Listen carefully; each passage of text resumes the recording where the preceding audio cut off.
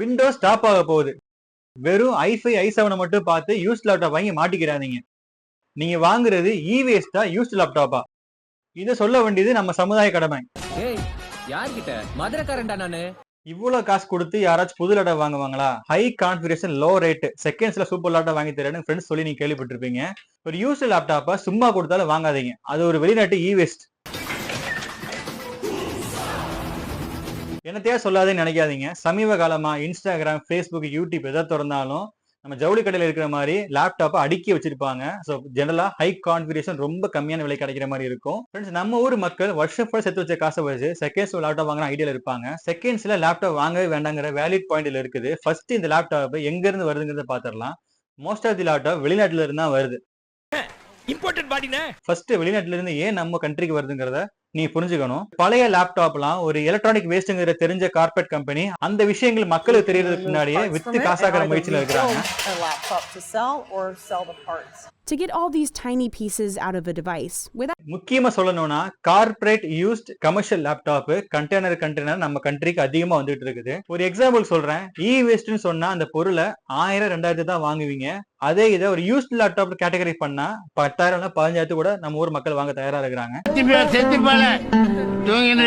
முக்கியமா friends, laptop manufacture பண்றது ஒரு கார்பரேட் கம்பெனி, அதுக்கு சாஃப்ட்வேர் கொடுக்கறது ஒரு கார்பரேட் கம்பெனி, தேர்ட் அதை யூஸ் பண்றது கார்பரேட் கம்பெனி. சோ இவங்க 3 பேருக்கும் கிளியரா தெரியும் ஃபியூச்சர்ல டெக்னாலஜி எப்படி மாற போகுதுங்கிறது. நான் இந்த வீடியோல வேஸ்ட்னு ஒரு கடுமையான வார்த்தையை பயன்படுத்துறதுக்கான காரணம், நம்ம ஊர் மக்கள் லேப்டாப் வாங்கும் போது இந்த ப்ராசஸர்ங்கிறது முக்கியமானது. ஸோ ப்ராசஸரோட ஜென்ரேஷனை பார்த்து வாங்குறதே கிடையாது. முக்கியமா இந்த விஷயம் மக்களுக்கு தெரிஞ்சிடக்கூடாதுன்னு இந்த யூஸ் லேப்டாப் பண்றவங்க இந்த ப்ராசஸரோட ஜென்ரேஷனை மட்டும் கரெக்டா மறைச்சிடுறாங்க. முக்கியமா வெறும் ஒரு நம்பர்ஸ், அதாவது i5 i7 மட்டும் பார்த்து நீங்க லேப்டாப் வாங்காம, ஒரு எக்ஸாம்பிள் சொல்றேன்.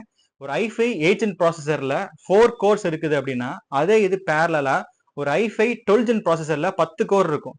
அதிக ஜென்ரேஷன் ப்ராசஸர் இருக்கு அப்படின்னா கண்டிப்பா வேலையும் ஃபாஸ்டா நடக்கும். ஃப்ரெண்ட்ஸ், இப்போ நம்ம ஹார்ட்வேர் மேட்டரை முடிச்சிட்டோம். இப்போ முக்கியமான சாஃப்ட்வேர் மேட்டருக்கு வருவோம். இந்த எண்ட் ஆஃப் விண்டோஸ்ங்கிற மேட்டரை பத்தி யாரும் யோசிக்கவும் மாட்டாங்க, சோசியல் மீடியால பேசவும் மாட்டாங்க. கரெக்டா இன்னிலிருந்து 1 இயர்ல விண்டோஸ் 10 ஸ்டாப் ஆக போகுது. விண்டோஸ்ல சப்போர்ட், அப்டேட், செக்யூரிட்டி 3ஐயும் ஸ்டாப் பண்ண போறாங்க. அதே மாதிரி சாஃப்ட்வேர் சைடில் நிறைய மாற்றங்கள் வரப்போகுது. கிளியரா சொல்லணும்னா விண்டோஸ் 7 ஸ்டாப் ஆனது ஜனவரி 14, 2020. ஸோ அப்போ ஸ்டாப் ஆயிருந்தாலுமே விண்டோஸ் 7 யூஸ் பண்ணிருந்த லேப்டாப்ல ஜஸ்ட் ஒரு 4GB ரேம், ஒரு SSD போட்டு இப்போ கூட நீங்க விண்டோஸ் 10 போட்டு யூஸ் பண்ணிக்கலாம். பண்றது ஒருவேளை ஒரு i5 i7 7 ஜெனரேஷன் லேப்டாப்ல விண்டோஸ் 10ல இருந்து விண்டோஸ் 11க்கு மைக்ரேட் ஆக முடியாது. ஸோ அதிகபட்சம் நீங்க விண்டோஸ் 10ல லேட்டஸ்ட் வெர்ஷன் 2.3H2 வெர்ஷன் வரை தான் வர முடியும்.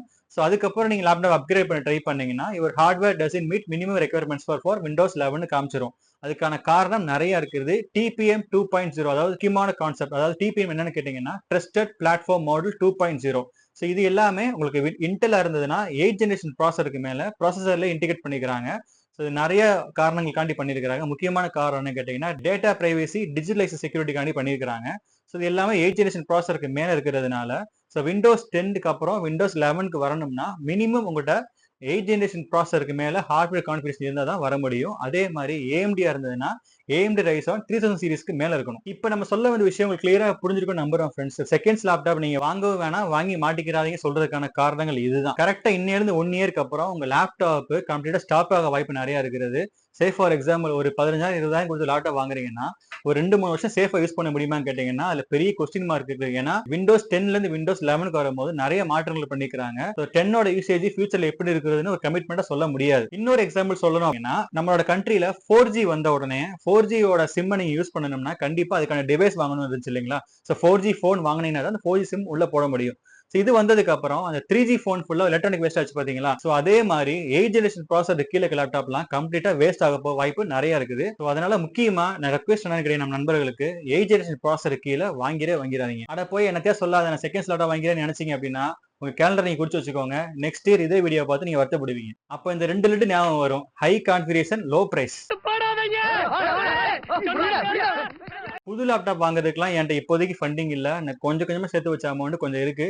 அதுக்கு நீ என்ன வழி சொல்றேன்னு கேட்டீங்கன்னா இதைத்தான் நீங்க வாங்குங்கன்னு சொல்லல, பர்சனலா நான் சொல்றேன். ஜெப்ரானிக்ஸ் கம்பெனி அவங்க laptop i5 12th 13 generation laptop ஒரு 25,000 30,000 கிடைக்குது. ஒரு 2-3 மாசம் சேர்த்து வச்சு அந்த லேப்டாப் கூட வாங்க. கண்டிப்பா உங்களுக்கு பெட்டரா இருக்கும். ஸோ வாங்கினீங்கன்னா ஒரு 3-5 வருஷம் யூஸ் பண்ற மாரி இருக்கும். இல்லப்பா அதுக்கு கீழ தான் என்கிட்ட பட்ஜெட் இருக்கு. செகண்ட்ஸ் எல்லாம் நீங்க வாங்குற ஐடியால இருக்கீங்க. வேற ஆப்ஷன் என்கிட்ட இல்ல அப்படின்னா, ஒரே பாயிண்ட் சிம்பிளா சொல்றேன். கண்டிப்பா 8 ஜெனரேஷனுக்கு மேல வாங்குங்க. அதாவது 8ஓ, 10ஓ, 11ஓ இந்த ஜெனரேஷன் ஏதாச்சும் எவ்வளவுக்கு எவ்வளவு அதிகமா ஜெனரேஷன் வாங்க முடியுமோ அவ்வளவுக்கு எவ்வளவு உங்களுக்கு நல்லது, சேஃப்டியா இருப்பீங்க. So, இனிமேல் ஆகாத நீ செகண்ட்ஸ் லேப்டாப் போகும்போது i5 i7ங்கிற கவர்ச்சியான வேர்ட்ஸ் அப்ப மாத்த வாங்காம இந்த ஜெனரேஷன்ங்கிறத கண்டிப்பா நீங்க பாருங்க. ஃப்ரெண்ட்ஸ் இந்த வீடியோட முக்கியமான நோக்கமே இதான் ஃப்ரெண்ட்ஸ். செகண்ட்ஸ் லேப்டாப் வாங்குற ஐடியால இருந்தீங்கன்னா இந்த வீடியோ உங்களுக்கு ஷேர் பண்ணுங்க. கண்டிப்பா யூஸ்ஃபுல்லா இருக்கும். லோ பட்ஜெட் லேப்டாப் வாங்குற ஐடியா இருந்தீங்கன்னா கண்டிப்பா ஸ்டாப் பண்ணுங்க. ஃப்ரெண்ட்ஸ் ஃபெஸ்டிவல் டைம் வந்துட்டே இருக்கு. தீபாவளியில சரவடி ஆஃபர், அடுத்து கிறிஸ்துமஸ், அடுத்து நியூ இயர், அதே மாதிரி அடுத்து பொங்கல். பொங்கல்ல லேப்டாப் வாங்கி லேப்டாப்பை பொங்க வச்சிடாதீங்க. ஜெனரேஷன் பார்த்து வாங்குங்க. தேங்க்யூ.